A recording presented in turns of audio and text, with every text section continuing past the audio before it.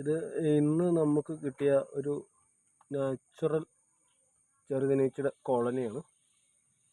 2 ദിവസമായിട്ട് മറ്റേ മുറിച്ച് വെച്ചിരുന്ന കഷ്ണമാണ് പണിക്കാർ. അപ്പം അത് വിറകേറ്റുന്നിടയ്ക്കാണ് ശ്രദ്ധിക്കുന്നത്. അപ്പം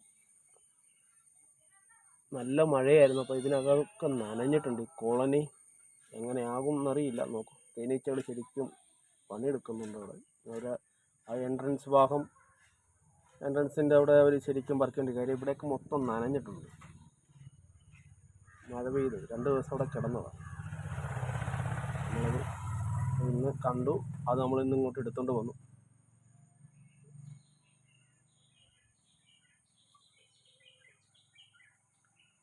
നല്ല സ്ട്രോങ് ചെറുതേനീച്ചയുടെ നാച്ചുറൽ കോളനിയാണിത്. ധാരാളം ഈച്ചകളുണ്ട്.